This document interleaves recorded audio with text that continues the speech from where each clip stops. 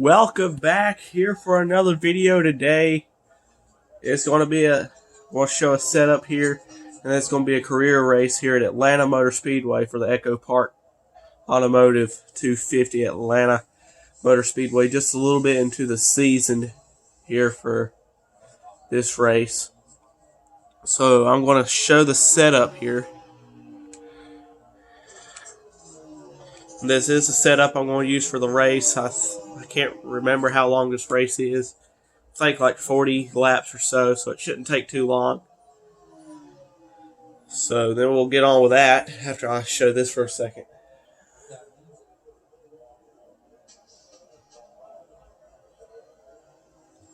Basically a pretty easy setup to remember.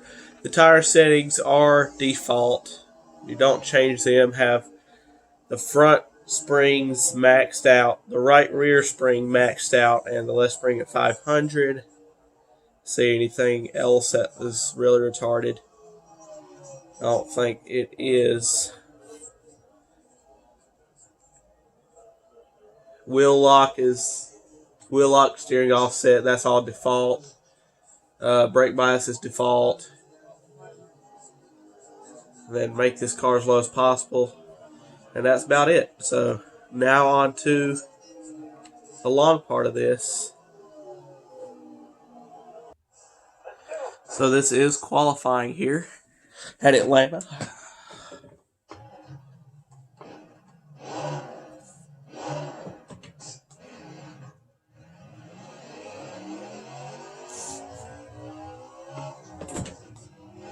I'll try and turn this up that way y'all can hear it here.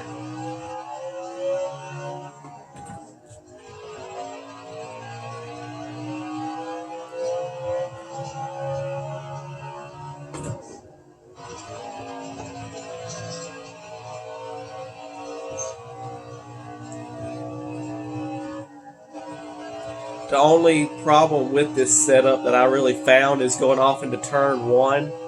It can get really loose with all those bumps there in turn one, but that's about the only problem.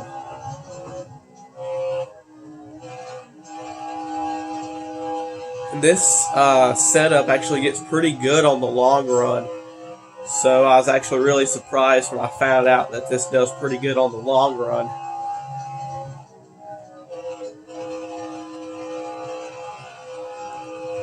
And the right sides are going to wear like crazy because it's Atlanta. Not the best qualifying time at all, by no means. But I found out a good thing on, fix the camera here, on this career mode here in NASCAR Heat 5 is you can actually join a team and fix your own car. So I'm with Joe Gibbs here in the Xfinity Series, and I'm with my own car, so that it's a little bit different. I have to drive somebody else's car. It's my own car. So now on to the race, starting 12th in the main event here in Atlanta.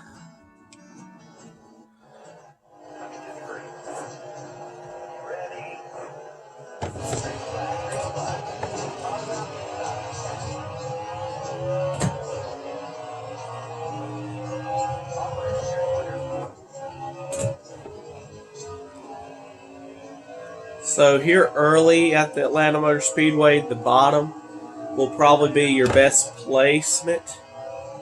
But then as the race goes on, you'll probably like to use that outside. It will be a little bit easier on those older tires. But here early, you can really use that inside line to pass really easily here.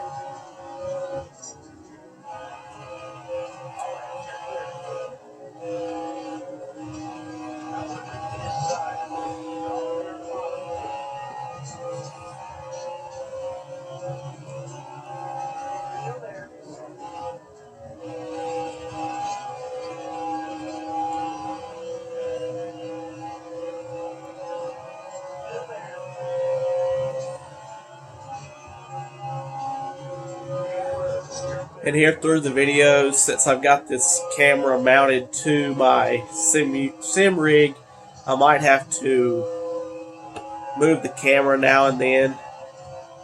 So I'll probably just pause it and then fix the camera if needed. So I'm glancing over here at the camera every other little bit to check to see if I need to fix it or not. The ideal spot around this track is high and to the corner, and then just bury it down in the middle and let it kind of wash up off. That is probably about the easiest and the fastest way to get around Atlanta. You don't want to hug it to the inside the whole corner like that. You kind of just want to let it float up off the corner. You ain't turning it super hard. You're kind of letting them tires. You're being a little bit easier on the tires, should I say. Kind of just let it float up. But you don't do that and let it float up to the wall so early that you have to let out like I just did there. It kind of screwed me up.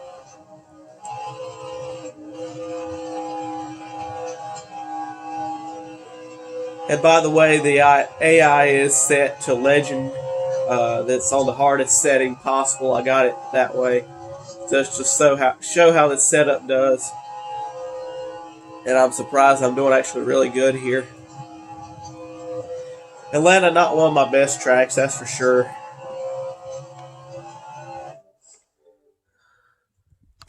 Fix the camera here.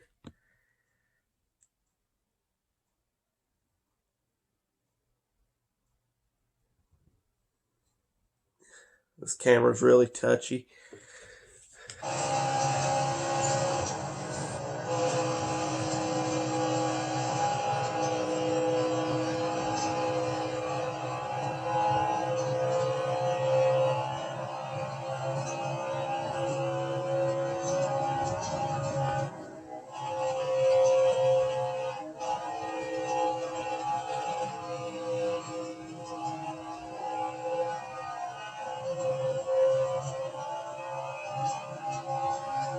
And once you get out to a lead that I'm out right now, about that second mark, once you get out that far, you kind of can let up a little bit, kind of just to preserve those tires a little bit more.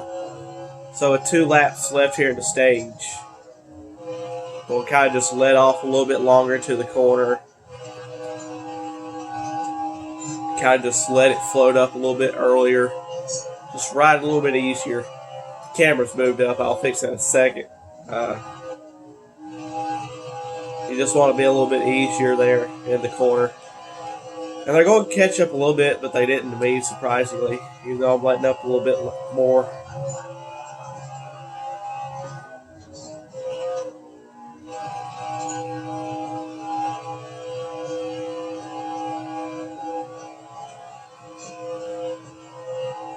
This is a really rough place before they paved it, and it shows. I mean, the car shakes so bad. With the wheel I got, it's got enough feedback in it. Hold on. It's got enough feedback in it that it will. Let me get it fixed again. It really moved. It's got enough feedback in it that it can and will take the steering wheel out of my hands. So, I'm going to have to fix this camera real quick. I'll be right back. Alright, I'm back here. Got that camera fixed. So, going green this time here.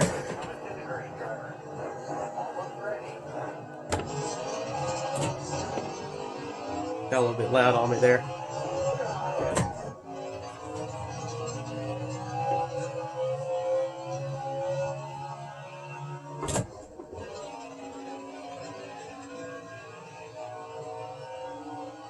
For some reason, with a lot of these setups, you will get a very good start on the AI. You can get a really good start. And they'll try and run the outside. I hadn't understood that yet. They'll try and run the outside, get around you, and then they just fall right back. Just like that right there. They fall pretty far back. trying to get around you around the outside. They just ain't good on the outside, but yet they're going to stick it up there. Oh, low here. Got a little tight there in the middle of the corner.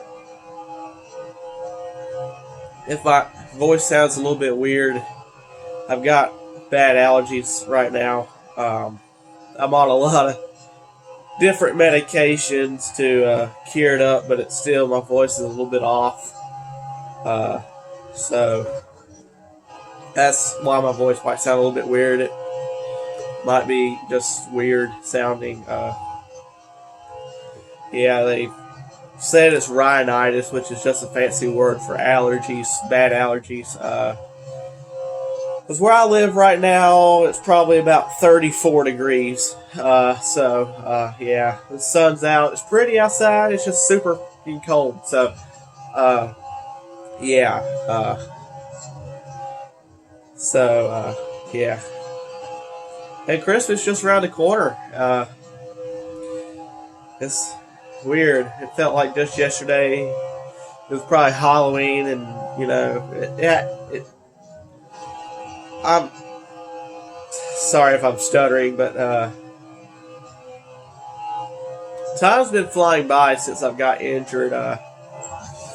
And I hadn't done no video in a long time on this channel, so that might be. I figure I've lost some people, but I actually haven't. A lot of people, the subscribers have stayed on here, and I'm surprised at that. On September 13th of this year, I tore my ACL, my meniscus, playing baseball at Cartersville Little League in a high school wood bat tournament. So that's a lot of why I've been quiet on here. That's a lot of why time has been flying by to me. That's why I might say just yesterday was 2 months ago, and wow, caution going to end the stage there. But anyway, yeah, they diagnosed me with a almost complete tear of the ACL and a torn meniscus. And that was a hard day for me when I found out that it was torn. And it took them a month to diagnose it. It took way too long, if you ask me. That was a hard day for me. And I got surgery on October 24th, right there before Halloween. And I've been getting better. I've got my movement in my knee back. I can't run quite yet. I can walk fine. I can walk in a straight line. I can't do no cut moves or anything special. Still got to be really careful as I'm coming up on that 2-month mark. Actually, 2 months in a couple of days. And that's when it's starting to get better. Around that 6-week mark after I got surgery on it, they took my piece of my quad tendon and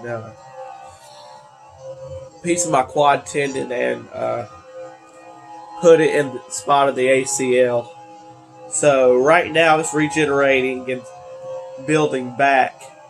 So now is when I can start to do some more drills on my leg.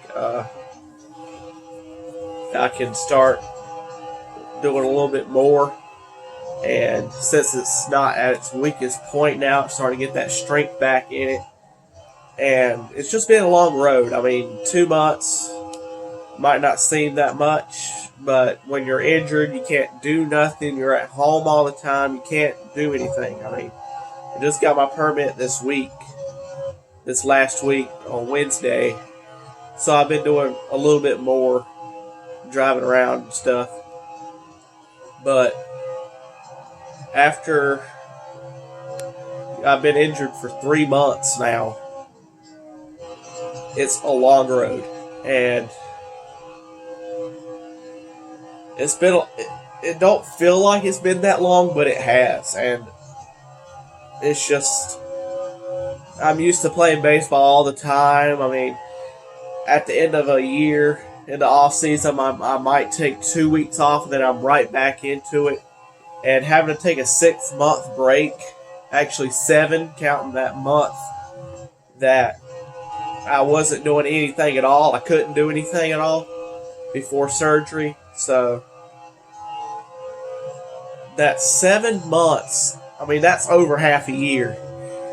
But they was able to do the surgery arthroscopically. If it wasn't for that, I'd be out for a year. So I'm really appreciating that.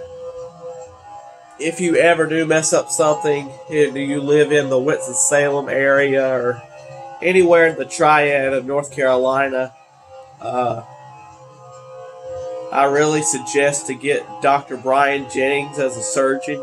He is in with Ortho Carolina. He does a really good job. He does shoulders, knees. I'm pretty sure he does ankles too. He does a lot of that stuff. He does mostly ligaments, stuff like that. And he does a really good job. And I'd just like to come out and thank him for what he did. He done a really good job. And I really like to thank him as much as possible, because if it wasn't for him, I don't know what the heck I'd be doing right now. I mean, I'd basically be a couch potato, which I am right now, because of course I'm playing a video game, which I don't do much of anymore. Well, I have been here lately because I can't do nothing else, but normally I might play 2 hours a week, maybe, but since I've got hurt, can't really do much. I've been playing a little bit more, so it's just a little bit weird, you know. I can't really do much baseball drills. I can do like fielding and stuff, but that's about it. So, yeah, it's just hard. Don't even know if I'm going to be able to play my freshman year here at Walkertown High School. Excuse me. And it's really hard, you know. Coming up from middle school, being told as an 8th grader that I'm going to start on the varsity team, and getting hurt, that really blocked the road off for me. And because I'm going to have to work and get my swing back, my fielding routine, my pitching back. That's going to be the biggest thing, because I cannot do any of that. I can't hit. I can't run. Well, I can run. I can't hit, pitch, or do anything that involves twisting or turning for 6 months. And that's that April 24th. That's when they said I can start doing some stuff, but not a lot of it, you know, kind of be easy with it. And maybe a little bit before that, you know, like a week before, not super early before. And the way that's lined up right now, our last high school game is against Mount Tabor at home versus Mount Tabor on April 26th. So if I'm able to play by then, I'll only be able to play one game, and I'll probably be like a substitute. But it's hard, and as there's a caution right there. And I hadn't told how I heard it. It's kind of embarrassing. I don't know if I want to say it or not, but as you see there to the right rear at 45%, that's what I was talking about. It's going to wear like crazy, but it don't get super loose. It actually starts turning a little bit better in the corner. You can put more throttle into it in the corner. But yeah, back on my knee, how I heard it, that's kind of embarrassing. I'll tell it once I get about a lap in, after I get shifted here, because I'm all manual stuff here. But anyway, excuse me. Basically how I heard it, I got on base. I got walked, by the way. It's kind of weird. I'm not going to say I don't get walked a lot, but I do get walked plenty. I'm a cleanup batter, so that, you know, they're going to be kind of scared of, yeah, I'm big, you know, whatever. Anyway, Coach told me to steal. The team we was playing, they don't have the best catcher ever. But we didn't know because I was the first batter up. I was the first batter in that inning. I think we was in the 5th or something. We was a little bit into it. And we did not know they changed catchers. Because their catcher, I think he got hit in the head or something. I don't know. They said he wasn't going. They said they wasn't going to take him out, but they did. They changed catchers, and the catcher really disguised it. I mean, warming up, he didn't throw it down the second hard. He lobbed it down there, making it look like he threw it. He looked just like the other catcher, same build and everything. You can't see the number because the catcher's gear. So he's wearing the same catcher's gear. And I got on first, and the coach was like, "Steal. I mean, you're fast enough." Even though I wasn't that fast, I'm one of the slowest middle infielders you'll ever see. But anyway, I get ready to steal, get a good jump. I ain't gonna say a great jump, but I got a pretty good jump. And I was about 3 or 4 feet away from the bag, and I seen the shortstop have the ball. Get the ball in his glove. I heard the pop, and I'm like, he stuck the glove at the ground. He didn't kind of, that's what you do. You get the ball, you stick it at the ground, and they're going to slide into it. Well, I seen him sticking it at the ground. I'm like, and this is all in a fraction of a second. I'm thinking this in my head. I seen him put it down on the ground, and when he put it down on the ground, I'm like, I can get around this. So I didn't jump over him, but I kind of jumped around his glove. And what I did, my left leg caught the edge of the bag, rolled my ankle, and my knee buckled on me. I was safe, but I did not know that they had just changed the rule. I think not long before that game that you cannot go airborne at all stealing a base. So, here were 2 laps ago. They changed that rule, did not let us know. I didn't know. And it might be my fault, whatever. So, I was safe, but the umpire knew about that rule and called me out for it. If I was to touch that, we found out later, if I was to touch his arm, his anything while I was airborne, I'd be automatically ejected. Did not know that. I didn't touch him. I cleared him because I kind of jumped around it. So, come to find out, excuse me, going the last lap down the backstretch for the final time. But anyway, come to find out that, after going to the hospital that night, they didn't know what was wrong with it. It didn't feel awful, but it swelled up a lot, of course. So I knew something was wrong because I went to jog off the field and going to get an easy win there. But anyway, went to jog off the field, which I felt it kind of pop. I'm like, okay, it ain't nothing wrong with it, just a normal joint pop, like I'm doing my knuckles. And went to jog off the field, before I started jogging, I walked, and I'm like, okay, it feels fine. It was bending fine. It wasn't, being stupid. So I went to jog, and when I did, the third step I took jogging with that left leg, it buckled. And I mean, it felt like my knee literally just slid off. Because, your knee sits on that tibia plateau, and it felt like my knee just fell off. It was like, oh my God. It didn't hurt. That's what a lot of doctors were stoked by. Because I went to 3 different doctors, and they were like, you're not in pain? I'm like, no. And they was like, I don't see how it could be torn. You're not being in pain.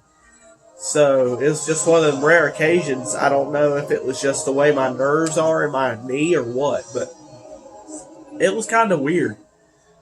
And, I got helped off the field and everything. But it was just a weird feeling. It never hurt. But message basically is that long story that lasted probably about 30 laps is don't jump while stealing. That's a pretty bad decision, and just don't do it unless, I ain't even gonna say unless, I mean just don't do it at all,